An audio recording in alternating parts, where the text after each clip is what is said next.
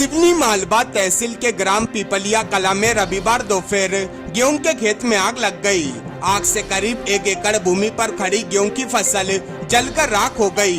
ग्राम पीपलिया के ग्रामीणों ने बताया कि ग्राम पीपलिया के ही एक किसान के द्वारा मूंग बोने को लेकर जल्दबाजी के चलते नलबाई में आग लगा दी गई थी, जिसके चलते नलबाई की आग फैल गई और दूसरे खेत में जा पहुंची, जिससे गेहूं की फसल में आग लग गई, जिस कारण किसान की लगभग 1 एकड़ गेहूं की फसल जल गई।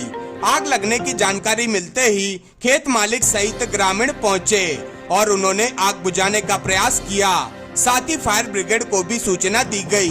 जब तक फायर ब्रिगेड पहुंची तब तक लगभग 1 एकड़ में लगी फसल जलकर राख हो गई थी।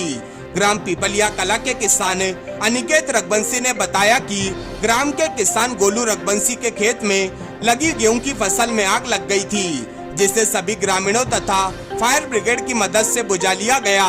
जब तक घटना स्थल पर फायर ब्रिगेड की गाड़ी आई तब तक लगभग 1 एकड़ की फसल जल चुकी थी।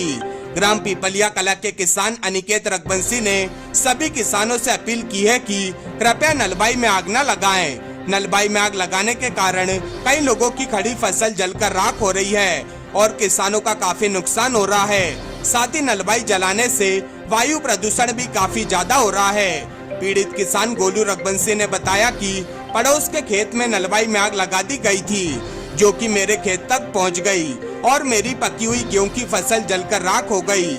समय रहते ग्रामीणों की मदद से आग पर काबू पा लिया गया, नहीं तो आसपास अधिकांश किसानों के खेतों में अभी गेहूं की फसल लगी हुई थी, जिससे बड़ा नुकसान हो सकता था। क्या नाम है भैया? गोलू रघुवंशी पीपलिया कला। कहाँ से हो? पीपलिया कला। आगे कैसे में लग गई थी? ये राजेश भैया खेत से लगी थी यार। कितना नुकसान हो गया? 1 एकड़ का हो गया।